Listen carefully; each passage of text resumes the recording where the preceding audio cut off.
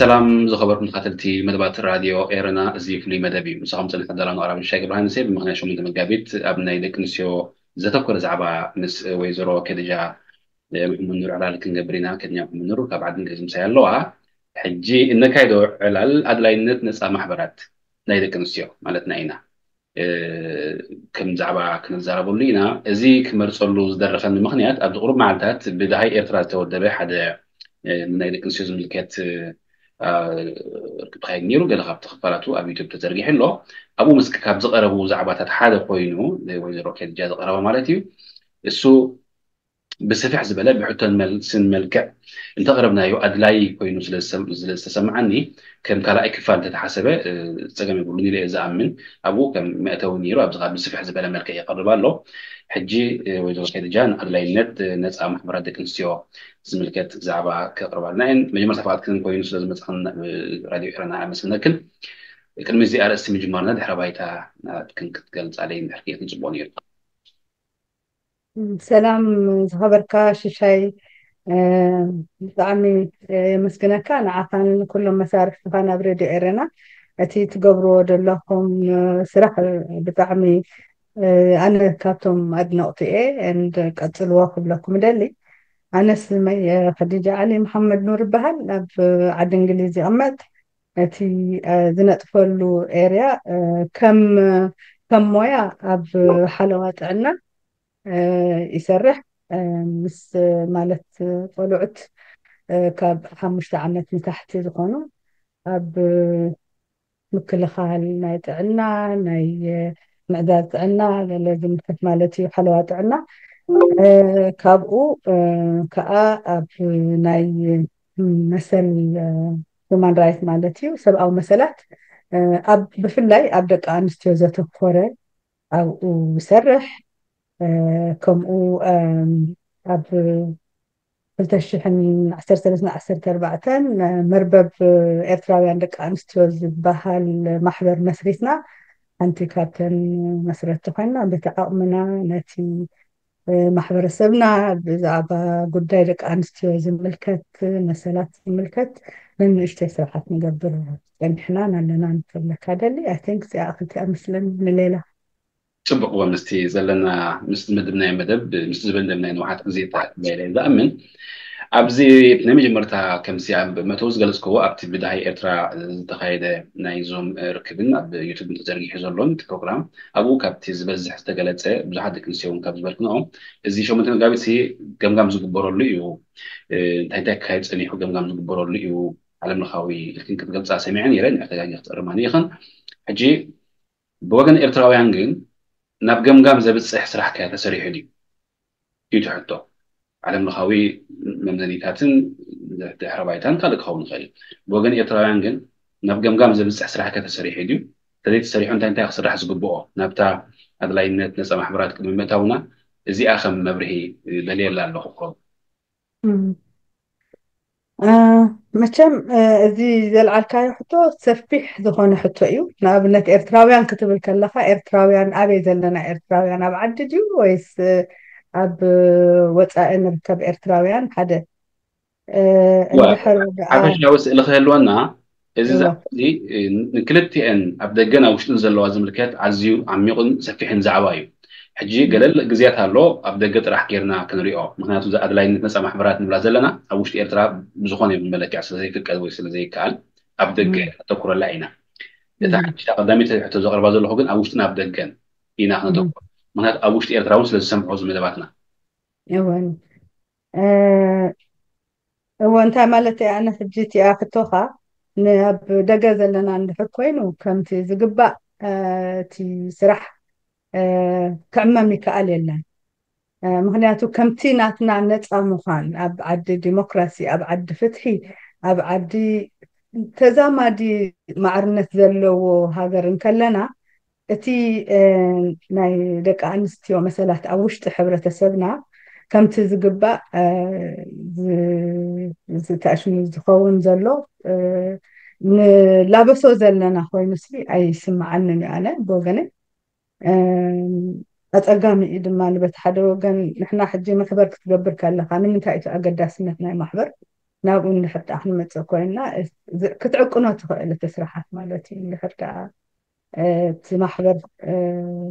ኣድማዕ ስራሕ ክሰርሕ ከሎ ማለት እዩ ስለዚ ኣብ ውሽጢ ከምቲ ንእሽተይ ትንክፍ ዘበልካዮ ነፃ ማሕበር የለን ክግበር ተስፋ ንገብር ብሕጂ ተስፋ ንገብር ግን ስለዘየለ ኣፀጋሚ እዩ ብትግምግሞ ክብለካ ክእል እየ ተረዲኒ ሕራይ እምበር ናብታ ቀንዲ ዛዕባና ክንኣቱ ኢና ስለምንታይ እዩ ነፃ ማሕበር ደቂ ኣንስትዮ ዘድሊ እንታይ እንታይ ክምላእ ስለ ዘለዎ እዩ እንታይ እንታይ ስለ ዝበኮሮ እዩ ንኣብነት ሓቂ እዩ ከምቲ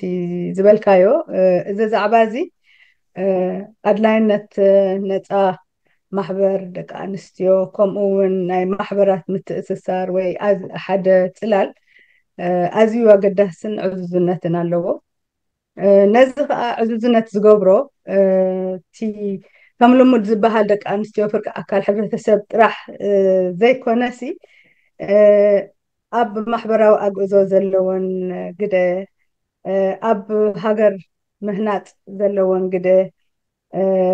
ኣብ ዲሞክራሲ ንለውጢ ንፍትሒ ኣብ ምርግጋፅ ልምዓትን ዘላቐ ሰላምን ዘለዎን ግደ ዕዙዝ ስለ ዝኾነ ስለዚ እዚ ፍርቂ ሕብረተሰብ እዚ ነዚ ክጠቕሶ ዝፀናሕኩ ኣገዳሲ ወይ ኣድላይነት ናይ ሓደ ሕብረተሰብ እንድሕር ደኣኒ በኺሩ ክሳብ ክንደይ እቲ ክረጋገፅ ፍትሒ ክረጋገፅ ከም ዝኽእል ክንስሕቶ ኣይንስሕቶን ክብል ይደሊ ካሊእ ንኣብነት ኣብ ኣድላይነት ክንዛረብ እንተደኣ ኮይና ከም ኤርትራውያን ክልተ ተመክሮታት ኣሎ ኣብ እዋን ሰውራ ክልተ መሪሕ ውድባት ነይረን እዘን ክልተ መሪሕ ውድባት ድማ ክልተ ዓበይቲ ማሕበር ናይ ደቂ ኣንስትዮ ነይርወን እዘን ማሕበራት እዚኣተን ነቲ ናይቲ ውድብ ፖለቲካዊ መስመራት ንምዕዋት ተቐዳምነት ናተን ስራሕ ነይሩ ንኣብነት እቲ ውድባት እቲ ክትዓረቕ ከሎ ዝዕረቓ እቲ ውድባት እዚ ክተፋነን ከሎ ከዓ ዝተፋነና ነይረን ንኣብነት እንድሕር ድሕር ኢልና እንድሕር ክንሓስቦ ኮይና እዘን ውድባት እየን ነፃ ነይረን እንተዝኾና ኣብዚ ሕጂ ዘለናዮ እዋን ንበል ሓደ ሃማደ እየ ነይሩ ንኩሉ ዝጥርንፍ እዚ ኩሉ ኣብ ልዕሊ ደቂ ኣንስትዮ ዝወርድ ዘሎ ግፍዕን ፀገምን ፆታዊ ሰረት ዝገበረ ኣመፅ እዚ ኩሉታት ክጣበቃለን ምኽኣላ ኣብ ኤርትራ ድዩ ወላ ኣብ ደገ ማለት እዩ ስለዚ እቲ ዕዙዝነት ናይቲ ነፃ ማሕበራት ብከምዚ ክገልፆ ደሊ ካሊእ ንኣብነት ከም ሓደ ኣብነት ከዓ ከምፃኣልካ ዝደሊ ኣብ 2020 ንኣብነት ተቃውሞን ናይ ሃድማድአን ዝበሃል ኣሎ ሕጂ ኣብ ወፃኢ ናይ ተቃውሞ ማለት ናይ ተቃውሞ ብሓፈሹ ፀግዕነት ዘይሓዘ ደቂ ኣንስትዮን ናይቲ ስርዓትን እቲ ናይቲ ስርዓት ነቲ ስርዓት እዩ ዝጣበቕ እንድሕር ኣሪእኻ ክመፃ ከለዋ ኣብ ናይ ኩሉ 4 ዓመት ኣብ 4 ዓመት ዝግበር ንኣብነት ናይ ሴዳው ተኣሽሙ ኣሎ ሴዳው ትፈልጦ እንድሕር ኮይንካ እቲ Convention for the Elimination of all forms of discrimination against women እዚ ንኣብነት ኣብ 2020 ኤርትራ ኣብዚ ዓመት እዚ እውን ኤርትራ ሪፖርት ክረኽቦ ይከኣልኩም ግን ኤርትራ መፅያ ነይራ ኣብ 2020 ንሕና ምስ EMHDR ኮይና ዘቕረብናዮ ሻዶው ሪፖርት ነይሩ ሕጂ እዚ ሻዶው ሪፖርት እዚ ነቲ ዘሎ ውንነት ናይ ደቂ ኣንስትዮ ኣብ ኤርትራ ይኹን ኣብ ወፃኢ ብሰንክቲ ኣብ ኤርትራ ዘሎ ስርዓት ኣተኪሩ ነዚ ዝምክት ነይሩ ማለት እዩ ዝብድህ ነቲ ስርዓት እቲ ናይቲ ስርዓት ግን ናይ ሃማደኤ ንኣብነት ኣብኡ ጓልጃም መፂኣ ነይራ ዝሃበቶ ንሳን ካልኦት ነይሮም ምስኣ ማለት እዩ እንድሕር ደኣ ክረአ ደልዩ ክረአ ይከኣል እዩ ኣሎ ኣብ ሪፖርት ኣብቲ ናይ ዩናይትድ ኔሽንስ ናይ ሴዳው ማለት እየ ነቲ ስርዓት እየን ዝጣበቃ ነይረን ብዙሕ ረኮመንዴሽንስ ቅድሚኡ ዝተገበረ ነይሩ ንኣብነት ቅድሚኡ ዝነበረ በል 2016 ዝኸውን ዘሎ ማለት እዩ እዋ 2016 ረኮመንዴሽን ነይሩ ገብርዎ ዘለዎ ከም መንግስቲ ኤርትራ ከም ሓይሾ ዘለዎ ብዛዕባ ናይ ደቂ ኣንስትዮ ድምልከት ኣብ ምምራሕ ኣብ ማሕበራዊ ጉዳይ ኣብ ባህላዊ ጉዳይ ኣብ ኢኮኖሚያዊ ጉዳይ ናተን እቲአን ማሕበር ደቂ ኣንስትዮ ዘቕረብኦ ኮፒ ናይቲ ስርዓት በቃ ተጣበቕቲ ናይቲ ስርዓት እየን ነይረን ስለዚ እቲ ኣድላይነት ናይ ነፃ ማሕበራትን ናይ ምትእስሳር ናይ ዘን ነፃ ማሕበራትን ካብዚ ተበጊስና ክንርኢ ንኽእል ማለት እዩ ዕዙዝነቱ ያ ብፍላይ ኩነታት ሃማደ ናይ ኤርትራ ከም ትካል ብፍሉይ ክንሪኦ እንታይ እዩ ዘለክን ትዕዝብቲ ዘለክን ርእቶ ኣብ ውሽጡ ዘለዋ ኣብቲ ሃገር ዘለዋ ደቂ ኣንስትዮ ከዓኒ እቲ ፅላል ናይቲ ሃማደ ከመይ ንዐን ዝርአን ከመይ ዝሰርሕ ምስአን ከዓ ከም ርእቶ ተወስኻልና ፅቡቅ ነይሩ ኣሜን ከም ዕላማ እሳተን ተበገሳሉ ዕላማ ንማዕርነት ንፍትሓዊ ንሶሻል ጃስቲስ ንማሕበራዊ ፍትሒ እዩ ኣይፈላለዩን እቲ ዕላማና ግን ብተግባር እቲ ንሰን ደርእዮ ዘለዋ ፀጊዕ ናይቲ መንግስቲ ናይቲ ህግደፍ እየን ንዕኡ እየን ዝጣበቃ ዘለዋ ነተን ደቂ ኣንስትዮ ዝጣበቃለን ምናልባት ኣዝዩ ውሑድ ዝኾነ ንሱ እንተዘይከውን ነይሩስ ደቂ ኣንስትዮ ኣደዳ ዓመፅን ኣደዳ ዝተፈላለየ ዓይነት ኣድልዎን ኣይምኾናን ነይረን ንሕና እውን ብሓደ ምስኣተን ከማን ዘይምሰርሓሉ እንታይ ሽሙ ኣይነበረን ማለት እዩ ንኩላትና ከማን ፅላል ምኾናና ነይረን እንተ ሃማደኤ ነፃ ኮይኑ ንኩለን ኤርትራውያን እቲ ዘሎ ኩነታት ዝጣበቀለን ነይሩ ዝኸውን ብሓቂ ስለዚ እቲ ፍልሊ እዚ እቲ ነፃን ዘይነፃን ማሕበር ደቂ ኣንስትዮ ከም ሞትሩ መቸም ደቂ ኣንስትዮ ፍርቂ ኣካል ሕብረተሰብ እየን ከምቲ ፍርቂ ኣካል ሕብረተሰብ ምዃነን መጠን ድማ እዚ ፍርቂ ኣካል ሕብረተሰብ ኣፍራይን ኣድማዕን እንድሕር ደኣኒ ዘይከውን ኮይኑ እቲ ሕብረተሰብ ባዕሉ ልሙስን ከፍሪ ዘይክእልን ብድሕረት ክሳቐ ክእል ማለት እዩ ስለዚ ብደረጃ እቲ ዝበሃል ደቂ ኣንስትዮስ ፍርቂ ሕብረተሰብ እየን ግን ድማኒ እቲ ናተን ኣስተዋፅኦ ድሩት እዩ ስለምንታይ ድሩት ዝኸውን ዘሎ ያ እንታይ እንከተን ፀገማት ቀንዲ ፀገማት ናይ ደቂ ኣንስትዮ ዝምልከታ ማለት እዩ ብሓፈሽኡ ሓደ እቲ ዘይማዕርነት እዩ ብሓፈሽኡ እቲ ዘይማዕርነት ኮይኑ እተን ቀንዲ ጉዳያት ንኣብነት ኣብዚአን ዝስዕባ ንኣብነት ደቂ ኣንስትዮ ዘጓንፋ ኮይነ ሓንቲ ካብ ሰለስተ ደቂ ኣንስትዮ ኣደዳ ዓመፅን ወፅዓን ፆታዊ ዓመፅን ትኸውን ደቂ ኣንስትዮ ዝያዳ ኣብ እዋን ኮንፍሊክት ማለት ከምዚ ሕጂ ኣብ ዓድና ዘለዎ ዘይርጉእ ሃዋህው ደቂ ኣንስትዮ ዝያዳ ዝውፅዓሉ ተኣሽሙ እዩ ኩነታት እዩ ከምኡ ደቂ ኣንስትዮ ዝያዳ ከምቲ ዘይምዕሩይ ዝኾነ ዘይምዕሩይ እንተኣሽሙ ኣብ ርእሲአን ይወርድ ኣብ ኩሉ ሸነኻት ማለት እዩ ኣብ ሰብኣዊ መሰላት ኣብ ትምህርቲ ኣብ ስራሕ ኣብ ኣክሰስ ንናይ ጥዕና ማለት እዩ ኣገልግሎት ከምኡ እውን ኣብ ዲሲሽን ሜኪንግ ሕጂ ከምኡ ንኣብነት ኣብ ዓለም 81 ካብ 100 መሬት ዝውንኑ ደቂ ተባዕትዮ እዮም ያ ኣብ ኮንፍሊክት ኤርያ ኣብ ኮንፍሊክት ኤርያ ከምዚ ናትና ዓዲ ዘይርጉእ ኮንፍሊክት ኤርያ ድማኒ ክሳብ 89 ይበፅሕ 89 ካብ 100 እቶም ዝውንኑ ሕጂ እንድሕር ሓሲብካዮስ ዳርጋ 10-11% ክኾና ማለት እዩ ደቂ ኣንስትዮ መሬት ዝውንና ስለዚ እዚ ከሎ ከመይ ጌርካ ኢኻ ናይ ደቂ ኣንስትዮ ማለት ከምዚ ሰቃያ ስፍሉጥ እዩ ብዘይ ማዕርነት نعاءة زيادة يعني تأشمو قبران مالتي خبرة السب سمتز قبع أستواء قبرا أي فلا سلازي بحافشو أتقال لابيل أب بوليتيكاوي أب محبراوي أنا هبت أب زي إيكونومياوي أنا ببهلاون تقطتها وضعله أدلو مثلا بكل شنخات يجهس مالتي ስለዚህ ካብዚ ተበጊስና እቲ ኣገዳስነት ናይ ነፃ ማሕበራት ይረኣየካ ማለት እዩ እዘን ነፃ ማሕበራት እንታይ እየን ዝገብራ እዚአን ነፃ ማሕበራት ንደቂ ኣንስትዮ ዘሕይላ ማለት እዩ ንመሰለን ፈሊጠን ክቃለሳ ንኣብነት ኣብ ሃገርና እንተንህሉ ወይ ድማኒ ኣብቲ ዝግበር ናይ ፖሊሲ ናይ ተዓዲ ኣብ ቅዋም ንኣብነት ተኣሽሙ ዝያዳ ኣብ ቅዋም ናተን ድምፂ ይስማዕ ናተን ኒድ እንታይ እዩ ደቂ ኣንስትዮ ብኸመይ ገረነን ምዕሩይ ዝኾነ ሕብረተሰብ ክንፈጥር መቸም ኣብቲ ናይ ምንዳፍ ናይቲ ቅዋም ኣበርክቶኦ ናብኡ ንሳተን ባዕለን ገብርኦም ማሕበር ነፃ እንተለወንሲ እዚታት ክገብር ይኽእል ኣብ ዳያስፖራ እውን ከምኡ እዩ ዝግበር ዘሎ ማለት ኣብቲ ዝግበር ለውጢ ናይ ዝተፈላለየ ዓይነት ናይ ፖሊሲ ምቕያር እተን ማሕበራት ነፃ ማሕበራት ደቂ ኣንስትዮ ነዚታት ነጢፈን ተጊህን ዝተፈላለየ ዓይነት ይምህዛ ማለት እዩ ምህዞታት ይመፅእ ከመይ ጌርና ኢና ነዚ ኸነመዓርዮ ንኣብነት ኣብዚ ዓዲ እንታይ ኣሎ ሓደ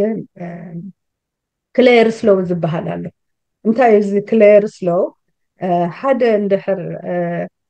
ዓማፂ ወዲ ተባዕታይ ኮይኑ ንኣብነት እሞ ብፖሊስ ዝፍለጥ እንተ ነይሩ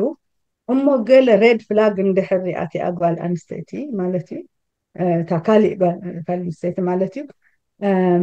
ንፖሊስ ሓቲታሲ ናቱ ሂስትሪ ናይ ዓመፅ ሂስትሪ እንድሕር ኣለዎሲ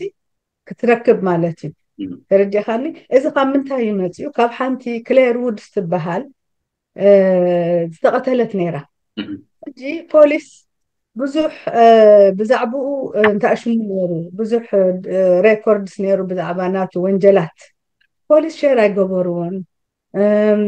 ትጉምትታት እውን ብከም ግባእ ኣይወሰዱን ስለዚ ዘን ማሕበራት እዚአን እሞ ሓደ ነገር ክንገብር ኣለና እዞም ድበዝሕ ደቂ ኣንስትዮ ድውፅዑ ብሕልፍቶም ዝቐትሉ ዝተፈላለየ ዓይነት ዓመፃትን ወንጀላት እንዳገበሩ ዝመፁ እዮም ስለዚ ገለ ክግበር ኣለዎ ተባሂሉ እዚ ክሌር ስሎው ዝበሃል መፅኡ ማለት እዩ ሼር ይገብሩ ማለት እዩ ፖሊስ ክሕተት ከሎ ሕጂ እሱ ጥራሕ ኣይኮነን ከዓኒ ሕጂ ካብኡ ፈርዘር ከዓ ኸይደን ኦኬ እሞ እዚ ጉዳይ እዚ ኣብ ግብሪ ይውዕልን ዘይውዕልን እንድሕር ኣሎስ ብኸመይ ኢና ከነረጋግፆ ንኽእል ንኣብነት ብኤርያታት ንኣብነት ኣብ ለንደን ዘሎ ክንደይ ደቂ ኣንስትዮ ኣክሰስ ገይረንኦ ነዚ ሕጊ እዚ እሞ ክንደይ ተጠቒመን ተረዲኻኒ ኣየናይ ፖሊስ ኤርያ ኣየናይ ማንቸስተር ድዩ ለንደን ድዩ በርሚንግሃም ክንደይ ደቂ ኣንስትዮ ኣክሰስ ገይረንኦ ሕጂ I think ከምቲ ዘለና ሓበሬታ ክሳብ 9,000 ጥራሕ ክሳብ ሕጂ ኣክሰስ ዝገበሮ ከምቲ ካብ 2,900 ሕጊ ዝወፅዩ ሕጂ እንታይ ኮይኑ ምስ ረኣይዎስ ክሳብ 14,000 ደቂ ኣንስትዮ ክጥቀማሉ ክእላ ከም ዝነበራስ ኣብቲ ዝገበርዎ መፅናዕቲ ተረጋጊፁ ክድሕና ዝነበረን ደቂ ኣንስትዮ ማለት እዩ ስለዚ እዘን ማሕበራት ደቂ ኣንስትዮ ዝተፈላለየ ዓይነት ናይ ፖሊሲ ቼንጅ ንክግበር ነቲ መንግስቲ ሎቢ ገይረን ብሓደ ሰሪሐን የቕርብኦ ማለት እዩ ንኣብነት ኤሌክሽን ኣብዛ ዓዲ ቀሪብ ኣሎ ንደቂ ኣንስትዮ ዝምልከትሲ እንታይ ኢና ክንገብር ዘለና ብኸመይ ኢና እቲ ምዕሩይ ዝኾነ ናተን ማዕርነት ክረጋገፀሉ ዝኽእል ኣብ ፖለቲካዊ መዳይ ኣብ ናተን ተሳትፎ ኣብቲ ፖለቲካ ኣብ ማሕበራዊ መዳይ ኣብ ናይ ጥዕና ዝምልከት ሪፕሮዳክቲቭ ሄልት ዝምልከት ኣብ ካሊእ ኣብዚ ናይ ኮርፖሬት ቢዝነስ ዝምልከት ናተን ከመይ ስለዚ እቲ ነፃ ማሕበራት ጥራሕ ኣብዚ ንኤርትራ ፅባሕ ምስኣተና ጥራሕ እዩ ዝበሃሎ ንፅባሕ ንገድፎ ዘይኮነሲ ሎሚ እንዳተግበርናዮ ክንመፅእ ዘለና እዩ ስለዚ እቲ ሕብረተሰብና ነዚ ፈሊጡ ብፍላይ ተን ደቂ ኣንስትዮ ተወዲበን ክሰርሓ ተወዲበን ንመሰለን ፈሊጠን ንመሰለን ክጣበቃ ክበቕዓ ምክንያቱ ሓንቲ መሰላ ደይ ትፈልጥ ጓል ኣንስተይቲ መሰል ናይ ህዝቢ ክትጣበቕ ከማን ኣይትኽእልን እያ ተኻሲ እቲ ኩሉ ዝተኣሳሰረ እዩ ነው ኣይሽረፍን እዩ ኣይብልን እዩ መሰል መሰል እዩ ክብል ይደሊ ማለት እዩ ስለዚ እቲ ኣድላይነት ነፃ ማሕበራት ንብሎ ዘለና ካብቲ ኣብቶም ምንቅስቃሳት ወይ ውድባት ኮይነን ዝቃላሳ ዘለዋ ደቂ ኣንስትዮ እንታይ እዩ ዝፈልዮ ልዩ እንታይ እዩ ተመሳሳልነቱ እንታይ እዩ ይመላላእ ዲ ዋላስ ከመይ እዩ ፅቡቅ እዩ ኣብ ውድባት ደቂ ኣንስትዮ ከም ደቂ ኣንስትዮ ተጠርኒፈን ነቲ ንዓአን ዝምልከት ኣብኡ ኮይነን ዝኾነ ይኹን ንኣብነት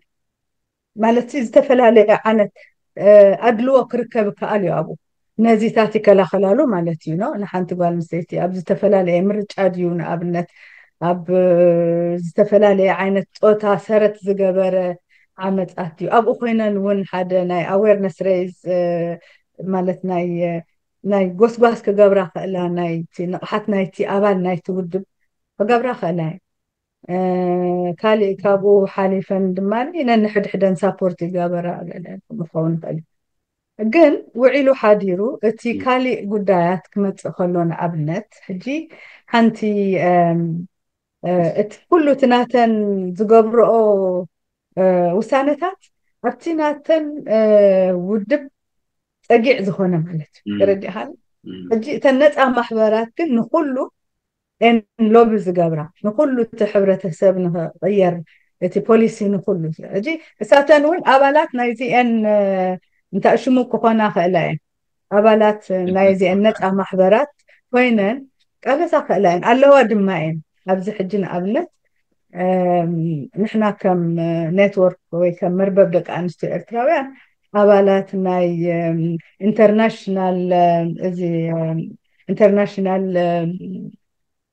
ዊመንስ ኢንተርናሽናል ሊግ ፎር ፒስ ኤንድ ፍሪደም ዝበሃል ካብ 110 ገለን ዓመታት ዝገበረ ማሕበር ኣባላት ኢና ኣብኡ ሕጂ ናይ ሌበር ኣባላት ኣለዋ ናይ ሊበራል ዲሞክራት ኣባላት ኣለዋ ናይ ኮንሰርቫቲቭ እውን ኣለዋ ሎቢ ክገብራ ከለዋ እዚአን ማሕበር እዚአን ንኩለን ተን ዘለዋ ፓርቲታት እየን ዝገብራ ተረዲእኻኒ ስለዚ ንሳተን ተን ደቂ ኣንስትዮ ኣብኡ ኮይነን ብሓባር ንኩሉ ማለት እቲ ንደቂ ኣንስትዮ ዝምልከት ጉዳያት ንኩሉ ሓደ እዩ ኣድልዎ ኣሎ ኣብቲ ሕብረተሰብ ንኩለን ቃኒ ዝምልከት ሓንቲ ወላ ሚኒስተራት እንተኾና እውን ኣብቲ ዘለዎ እንታይ ሽሙሲ ኣድልዎ ይረኽባ እየን ዝተፈላለየ ዓይነት ዓመፅ ይወርደን እዩ ምናልባት እዚኣ ሎሚ ንገብራ ውሕድቲ ኮይና እምበር ብዙሕ ሴናርዮታት ኣሎ ክመፅእ ዝኽእል ኣብዚ ዝግበር ፀገማት ኣብኡ ወንሰን ካምፔን ይገብራሉ ምስተን ነፃ ማሕበራት ኮይነን ነዚታት ኣብ ሓደ ሕጊ የስፍርኦ ማለት እዩ እቲ ሕጊ ከዓ ይከላኸለለን ዳሕራይ ማለትስ እቲ ናይ ደቂ ኣንስትዮ ምጥርናፍ ነቲ ሕብረተሰብ ይሐይሎ እንተዘይኮነሲ መሰላ ደይ ትፈልጥ ተኮይና መሰል ደቃ ኸማን ትፈልጥ ኣይትኽእልን እያ ድሕሪ ኣደ ኮይና ማለት እዩ መሰል ናይ ሃገራ ኸማን ክትፈልጥ ወይ ከዓ ብኡ ደረጃ ኣጢቓ ክትቃለስ ከማን ኣይትኽእልን እያ ስለዚስ እዚኣ ብሓፂር ኣብዚ ደገ ብፍላይና ተወኪልና ሕጂ ዝሓቶ ክነቕርባ ካብኡ ናብኡ ከዓ ኣብቲ ኣብ ቃልሲ ዝሳተፋ ደቂ ኣንስትዮ ኣብ ዝኾነ ኣጋጣሚ ብዝኾነ ምክንያት ንኣዝዩ መሪር ዝኾነ ፀርፊ ቃልዓ እየን እቶም ከምኡ ዝገብሩ ከዓ ኮነ ኢሎም ከም ዝገብሩ ከዓ ብዙሕ ግዜ ትዕልምታት ትወስድ ኢኻ ብዘይካ ሓደ ክልተ ዝጣበቕን ነቲ ሕቶ ነቲ ዝወርድ ዘለፋ ዝቃወምን ከዓኒ ብዙሕ ኣይትርእን ኢኻ ብወገን ደቂ ኣንስትዮ ማለት እየ ሕጂ እዚ ማሕበራት ተዝህሉ ነይሩ ነፃ ማሕበራት ተዝህሉ ነይሩ እንታይ ተራሚ ኣለዎ ኣብቲ ከምኡ ዓይነት ዘለፋን ኣብ ከምኡ ዓይነት ምውራድን ክኽየድ ከሎ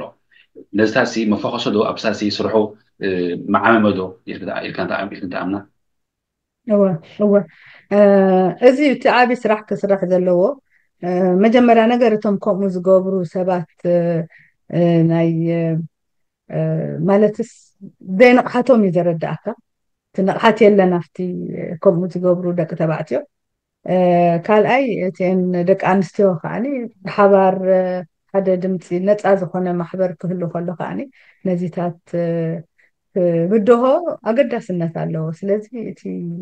ترى نايت نت محبر كم زي تقصد أنا حكى حدا إجن مالتس أتو أب سوشيال ميديا كم زي بزح سلازلو نتي أتو أني خابب حدا كل جزء أنت أش من دا جبر كاخد كده سلازي أتزحش أنت ناي من نقطة أحجز باس مدباري إذا ناي من أحجز باس كجبر إن حد كوينه إذا محبرات زين كحيل اللون بعظم كحيل اللون بفلتات كحيل اللون بمتأسسار كحيل اللون سلازي كابز تبقى سنكا أتي ناي تمرت جوس باس كجبر اللون كم خاني نتزلوا حقتات أفتي حبرة سب زلوا حقتات اللي دقاني أبيلنا اللي عصريت أنا نابنت ناي أونلاين أبيوز انت أشمله أبزع عدي ناي أونلاين أبيوز حق له لحر حدا أونلاين أبيوز غيرو كاس تكسر تقلها لازم خمي جرن كخسا خلا حبرتها كابانا خرق باخلا تفلالي عينت ربحتها له تنت محبر كتصوت وزخل جن بحافشو طبق الله كبده خالي بتمرتي يكون بنقحت كد مباه حج أب كم يكون تاتي زلوتي ناس أم حبر زبل بحجي دينو مسرات اللوديوز تجمرة ولاس ببعدو خلينا نخسر حلو خلينا تاخذ برزلو أتي نايلك أنت محبر مالت كادي هو أه محبرات اللو زقما نقبلت أبعد إنجليزي نحن لنا كم نتورك في إريتريان ومن تمزجب محبر يو أكروس ذا جلوب كمان أبالات اللوانا ولا نو حدسي نشتي سرح خبر كنا نسرح هنا مالتي قلنا بزخ أحد برانش اللو نبينو نا يوكي زبهال ፖለቲካ ማለት ኣብዚ ዘሎ ናይ ፖለቲካ እንታይ ኣሽሙታት ኣይኣትዋንን ግን ፕራክቲካል ሰፖርት ነተን ኣብዚ ዘለዋ ደቂ ኣንስትዮ ይህባ ማለት እዩ ስለዚ ኣብ ጀርመን ከም ዘለዋ ማሕበር ይፈልጥ እየ ኣብ ኖርዌይ ኣለዋ ኣብ ኣሜሪካ ከዓ ከምዚ ትሰምዖ ኢዋና ሎም ዓመት ሓደ ናይ ፈለማ ኮንግረስን ገብራ ኣለዋ ማለት እዩ ካብ ድምስረታ ቲንክ 3 ዓመተን ገይረን ኣለዋ أنا يسجاجر الله مالتنا بكونفرنس and we hope كلاتنا تأساسير ناسي هذا سرح أجمع زخون سرح كنسرح مبري يطبق الله كمسرة زدليا محبرات مثل لوا كمان نحنا we are happy كلمة حبيبار أب أستراليا زلوانا أبنة لوا دك أنستيو مسانا زت حبابرة قد محجون بحبار كوينا حنتي متحف صحيفنا لنا 3 سوداناويان 6 إرتراويان كوينا بتقنية تترجم لها نسا دما كمكرونا كم دك أنستيو أبسدتيو أبز متحف وشتي إذا تفلالي عينت بدهوتات معنا كم دك أنستيو زبقانا فينا أبقو تقليت له سلازي تسفى قبر أبز أربع أوان بتقنية تترجم فودي حتى حاتمة فودي آيات مترجم تحاتمة كتوت سلازي ستي محبرات من الله مقدسي راح أدلاي طبعا أب إسرائيل نشي تمكروها كافلكني كابوتشان 10 سنة 14 محبر دايد كنسيو كمسرت أب فتنتات نيرو دحري يوصل 14 15 كا تمسرتو تبون تفاتي قبل نيريو ولو كابتن كالوت زنبرو إيرتراوين بزح تفاتي وردو تنبرة أبقى أبعد إنجليز كابزلوا محبرات كأنا حاجة زرا كنيريو حجي ناتن فولي يجبرو بزح من قدتات بتي سيستم ون حاجة زي كوننت كم تدنيا تفلت أيكونتن እቲ ኣብ መንጎ እቲ ሕብረተሰብ ዝበዓል እውን ብዙሕ ፀገም ኣሎ ካብቲ መንግስቲ ዝመፀ ማለት እዩ ኣብዚ ግዜ እዚ ከመይ ኩነታት ከም ዘሎ ብዙሕ ሓበሬታ የብለይን ግን ከቢድ ፃዕሪ ዝገብራ ከም ዝነበራን ብዙሕ ሓገዝ ከዓ ነንባዕለን ብዙሕ ከም ዝተሓጋገዛን ግን እፈልጥ እየ ሕጂ ምስ ከምዚአን እንታይ ኣሎ ትገብርኦ ደላ ብሕጂ ወይ እንታይ ኣሎ ትገብርኦ ተሓስባ ብሕጂ ኣብቲ ዘሎ ኩነታት ተመርኪስክን يا نحنا مس ኣብ እስራኤል ዘለዋ ደቂ ኣንስትዮ ቅድሚ ሕጂ بلا ركبات ناي بسلكي قرنا نيرنا كم اون مالت كلوسلي نفولت اينا تبدوهاتات كمان يرد عنا ايو ابو راح ديكون ساب سودان اللوا دكا انستيو اب يمن اللوا اب ايجيبت اللوا اب ليبيا اللوا ካብ ሊብያ ከማን ናብ ናይጀር ዝወሰድወን ኣለዋ ንኣብነት ንገለገሊአን ተሓባበረን ዝነበርና ኣብዚ እዋን እዚ ኣጋጣሚ ብዙሓት ካብአን ናብ ካናዳ ከይደን ኣለዋ ማለት እዩ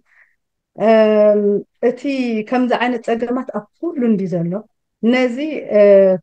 ዓሞ እንድሕር ኮይና ንሕና ክንሕይል ኣለና ተረዲእኻኒ ንሕና ሓደ ብዓቕሚ ምክንያቱ ዝንገብሮ ዘለና ንእሽተይ ነገራት ብወለንተናዊ ዝኾነ ስራሕ እዩ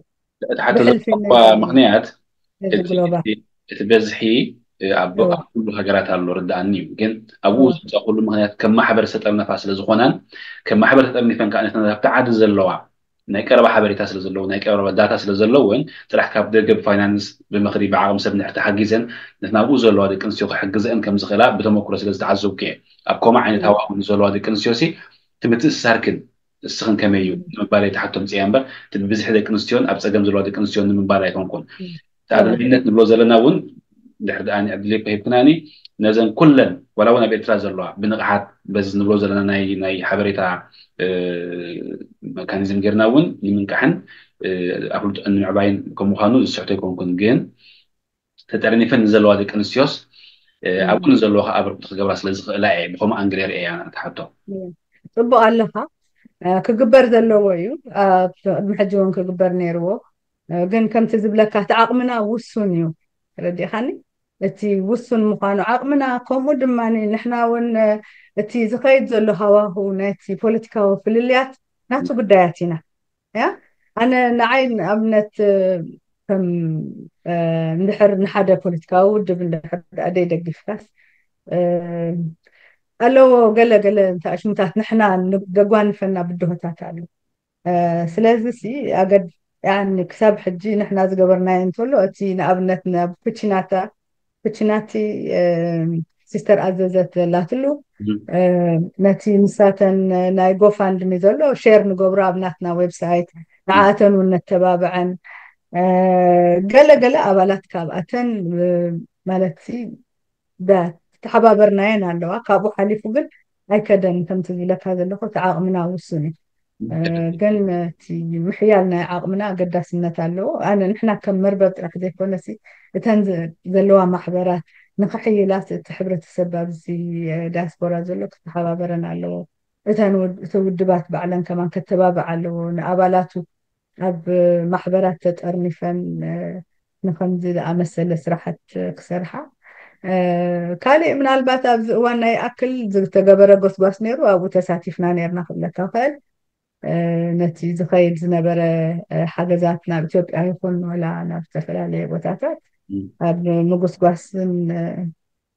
ምትሕብባርን ስደተኛታት እቲ ስራሕ ኣዝዩ ሰፊሕ እዩ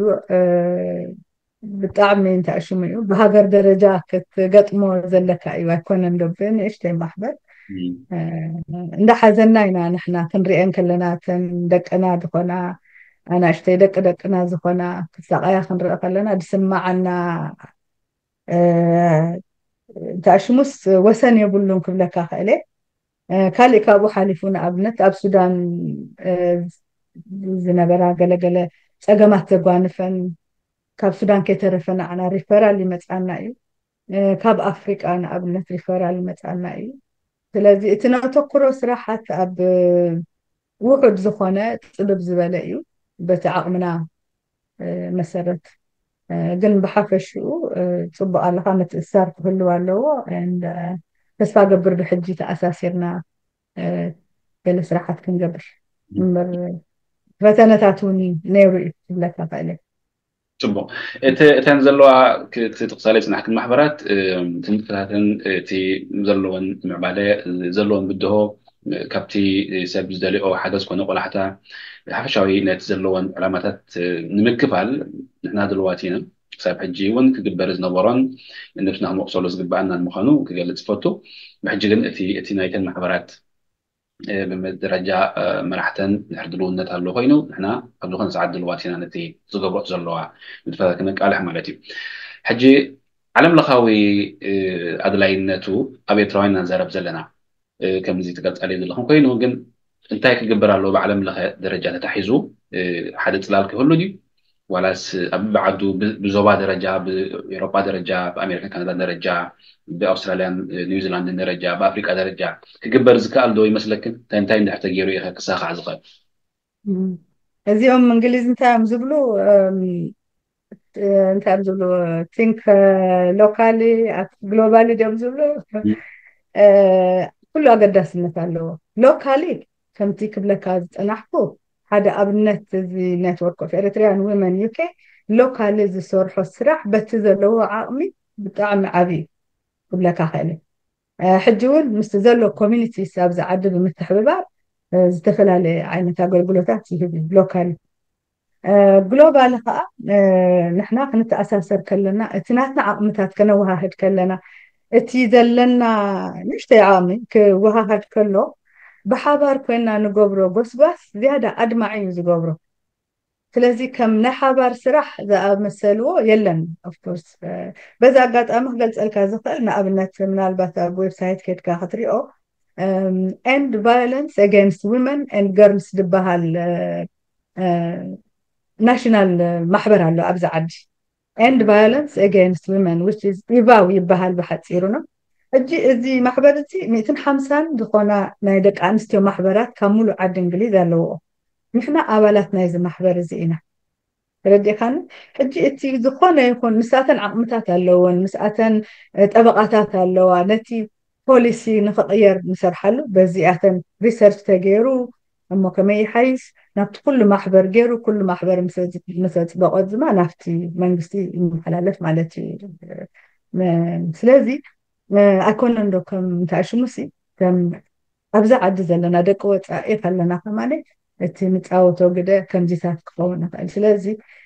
እቲ ትብሎ ዘለካ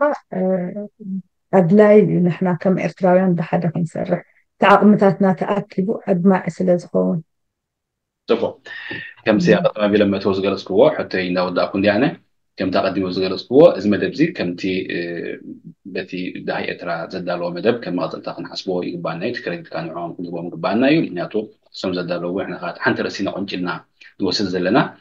كم ناس رح نقبل غيرنا هنريو يزمنا نسرد هاب كناني مبرهي مرداتا قداس نتنا دلاينة ناس محبرات ذيك نستيوخا بحتر زبالة تقاليك اللو يا أمن أي تقالتان زين تاريخ كله اندحر تبلا خمكن عبد الكباكني كاو سرافقن أنا ودي الله هون يعني اللي أنا كحنت نجار لك بلازل اللي حدا تنتفع محبر كل جزء كل التعمام يزلوا حدا أجوزونا يدك أنستيو مالتي إيمانسيبيشن بس حدا ودنك ناي ديمقراطي ناي فتحي مس كله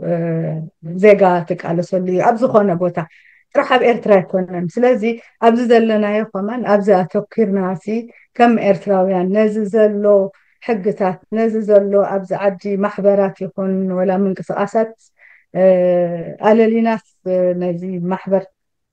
ناي دك نتع محبر دقف ساقبر حبرتسبنا ثاني نزي محبرات إذا تقاملو تساقبر سلازي ودابة أقداسي نحب أتوديك تنك تندك عن استيقظ دباخ اللواء empowering جبران لأن حدن يحيي لاس لازفنا أتي ما أقداسي مثلا محبرسي كابزي نلعب خط قسم تخيل قلنا نلوم من الوقت أبزي أنا إشتي بس لو نبلون ده على خير يتقص أجمع بقول نمخلاف قليل كون راح ده تمر علي فوسي وقولي لك ده عامين كنت راح ينبر زنزز كوسخ قبوا ده لكن زي سكفتا أنا الله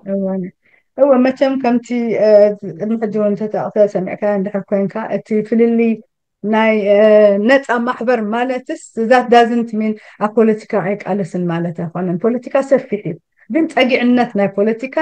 بوليتيكا يفلا لأيو مالته أنا أبنت المحجي كلته والدبات كلته محبرات نيران إذا محبرات زي إن حنت نت أم محبر نيران تتقول كسب حجي عبي قدام تتقوت نيران سلازي أتي تاريخ تقدم يقولون إنا نبل نحنا سلازي تاريخ كيدقم كأني كانت على سلنا مهناتو أب تفلالي وأنا تاب كونفليكت زيادة زتوت زيادة واجا زخفلا دلوا تندك أنستيو سلازفنا لازم بذا أقعد خاني كذكران زبالي إن أبيت مأثرتي نايزي ديكتاتورياዊ ስርዓት ኣብ ትሕቲ መቑሕ ናይዚ ዲክታቶርያዊ ስርዓት ዝርከባ ዘለዋ ደቂ ኣንስትዮ ከየልዓልክዎን ክሓልፍ ኣይደሊን ኣይንርስዓክንን ኢና ክብለ ንደሊ በዚ ኣጋጣሚ ፅባሕ ቀዳም ኣብ ዓዲ እንግሊዝ ናይ ሚልዮን ዊመን ራይትስ ዝበሃል ሰልፊ ኣሎ ዓመታዊ ሰልፊ እዩ ኣብዚ ኩሉ ግዜ ኢና ንዝክረን ምናልባት እቲ ሊንክ እውን ክሰደልካ ክእል ቅድሚ ሕጂ ዝተገበረ ويغني زي أقدسي أدلاي زفنا أرستي ألليخا ناب هزبخا مغرابكا نونتي نقحت نايتي حبرتسبنا نايتي بفلاي نايتي من أساين كبنا مبالتي ببرود اللهم ساعد كي مستوم حل فايدلين بس فادبر أبزو قرب أوان ناب إرتراتا مليسنا نتأم محبراتنا عم بيبن ديمقراسي فتحن ترقاقيتو بسلام كم سبنا أب هاجرنا ويبدو الله نحن نبش بس فادبر أنا من يدي قلت فتو زي لو مزكايرنا زعبا أبتي ناي محبر درجة زلو وينبر أبتي كم قارن سيتي بعمق ويك يعني بزلزل رأياتنا يوم تي محبر دعنا اليوجن تبزح نجار كمل لس إلى بزح نجار كأبواتيو كتنتن كردا نقحاتو كعب سلزق إلى نلعب عبيز بلا حزنا يزلنا أبتخيل آياتنا حجي أنا زنبرني حتى أو ودي له حجون حسب متي هينو قلت خلايخن نرزي له آخر ود بخمس يعني اللي ومن البات الصراحة كله أنا حكى هموت بلن خلنا خايفين في العلو حسب يمسع شجري هو خانتي ما تقرش أنا قرك بلا زدل إن زين كلن ملسات ويكا كلن لك أنستيو أبستفلا من قصقاسات ودبات زلوا نقع نمب شو ما أنت مقابي تابع كن أرز زلخنا أخاء نمثل كن تتابق نمثل كن تغالسا قبرو زلخن قالس نعوينا نحنا ونقالس زلنا كما يقرن لك أنستيو أمريح قد هتصاوتها بدحريت زي كونسي نابنت كم تزبهال نحنا بدحريكم عندنا نحنا ناي كلينا زي كونس نحنا زينا كبلا يوتوناتنا قالسي سلازي كتبابع عندل سزقبرو أخوة تلقو زدلي متحبارات كأكابانا زي نفقن مفانو كرقاقت ألاني دالي thank you أني اللي يعني اللي بيدرك جاكاب على الإنجليز سنبر الناس أنا هيت كالك زي تماثل زعبان رخت تسفى قبل لما جن أن ودي له يعني اللي thank you أني اللي